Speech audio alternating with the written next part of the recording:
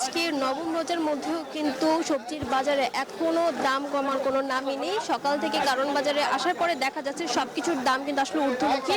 আজকের বাজার দর সম্পর্কে যদি বলি যে রমজানে বিশেষ চাহিদা থাকে যেসব সবজিগুলো সেগুলোর দাম কিন্তু এখন পর্যন্ত বাড়তে রয়েছে। টমেটো আজকে বিক্রি হচ্ছে 60 থেকে 70 টাকা কেজিতে, গাজর বিক্রি হচ্ছে 70 টাকা কেজিতে, এছাড়া শসা বিক্রি হচ্ছে 80 টাকা কেজিতে।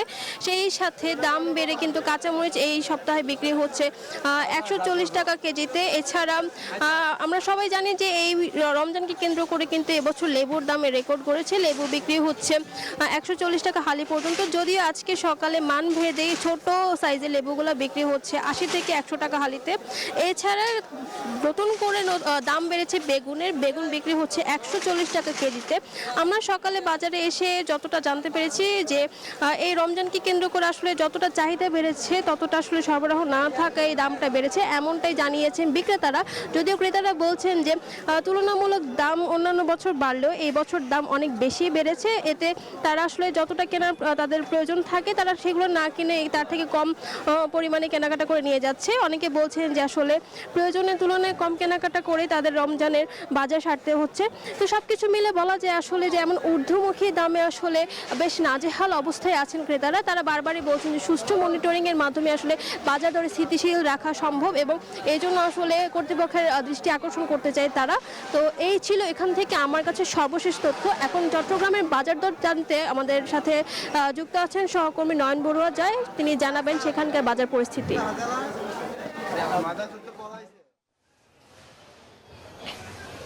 ধন্যবাদ রিয়া আপনাকে। আপনি যেমনটা কারণ বাজারের খবর জানিয়েছেন তেমনিভাবে চট্টগ্রামের কাজীরদেউরি বাজারে আমি আছি। কাজীরদেউরি বাজারে কিন্তু সুন্দর করে সাজিয়ে রাখা হয়েছে সব ধরনের সবজি, যেহেতু রমজান মাস, রোজার শুরু থেকে সবজির দামটা কিছুটা বাড়তে থাকলেও এখন কিন্তু কিছুটা কমতে শুরু করেছে। বেগুন ইফতারের জন্য প্রয়োজন হচ্ছে, তার কারণে কিন্তু বেগুনের দামটা কিছুটা বাড়লেও এখন দেখা যাচ্ছে যেহেতু সরবরাহ কোনো ঘাটতি নেই তার কারণে বেগুনের দামও কিছুটা কমেছে। কিছুদিন আগে থেকে কিন্তু কাঁচামরিচের জাঁচটা কিন্তু অনেক বেশি ছিল। কাঁচামরিচের এখন সরবরাহ বেড়েছে, তবু কিন্তু 100 টাকার কেজিতে তারা বিক্রি করছে।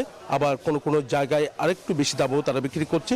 শসার দামও কিন্তু কমতে শুরু করেছে। তবে লেবুর দামটা যেহেতু গরম পড়ছে, লেবুর চাহিদা অনেক বেশি, তবে লেবুর মৌসুমটা কিন্তু এখন না হওয়ার কারণে লেবুর দামটা কিন্তু এখনও পর্যন্ত অনেক বেশি বলে আমাদেরকে জানিয়েছেন। তবে এক ঝোড়া লেবু বিক্রি করা হচ্ছে 30 টাকা থেকে 35 টাকা পর্যন্ত এক ঝোড়া লেবু কিনতে লাগছে। তো একই সাথে অন্য যে সবজিগুলো আছে অন্যান্য সবজি, এসব সবজির দাম কিন্তু আমরা দেখতে পাচ্ছি কিছুটা কমেছে। তবে আলুর দাম আরও কমেছে। তবে মাছ মাংসের কথা যদি আমরা আপনাকে জানাই, মাছ মাংসের দামটা কিন্তু অনেক বেশি। সেই জায়গায় যদি প্রশাসনে একটু তদারকি থাকে তাহলে কিছুটা কমবে। এই ছিল আমার এখানকার সর্বশেষ। ফিরে যাচ্ছে আমার সহকর্মী, অপেক্ষা করছেন বরিশালের মিলনের কাছে। জয়, আপনি যেমনটা জানাচ্ছিলেন চট্টগ্রামে নিত্যপণ্যের বাজারের খবর, আমি আছি বরিশালে। স্বাভাবিকভাবেই যে রমজানের প্রথম দিকে যে নিত্যপণ্যের দাম যেভাবে ঊর্ধ্বমুখী ছিল তার থেকে একটু স্বস্তি কিন্তু ফিরছে। তারপরেও যদি বলি যে রমজানের সবচেয়ে বেশি প্রয়োজন হয় মূলত বেগুন, লেবু, শসা, সেক্ষেত্রে কিন্তু লেবুর দাম আমরা আজকেও দেখলাম যে 70-80 টাকা হালিতে লেবু বিক্রি হচ্ছে এবং শসার দাম একটু কম থাকলেও বেগুনের দাম এখনও 80 টাকা বিক্রি হচ্ছে। এবং সবচেয়ে বেশি দাম এখন বাজারে আমরা আজকে দেখলাম করলার দাম বিক্রি হচ্ছে বাজারে 130 থেকে 40 টাকা কেজি দরে।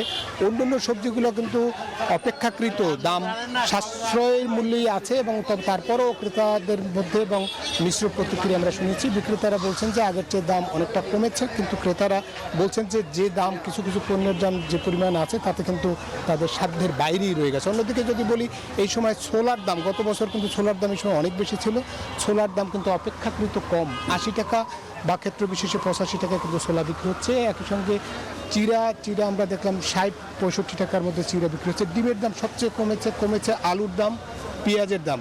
সব মিলে যদি বলি যে দু একটি পণ্যের দাম বেশি হলেও বাকি অন্যান্য যে পণ্য সেই পণ্যের দাম কিন্তু নাগালের মধ্যেই আছে এবং অনেকটা স্বস্তি আছে। তবে মাছ মাংসের দাম কিন্তু অপেক্ষাকৃত ঊর্ধ্বমুখী এখনও রয়েছে।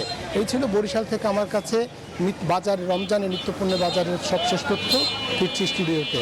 অঙ্কুর, জয়, রিয়া, মিরন, আপনাদের সকলকে ধন্যবাদ।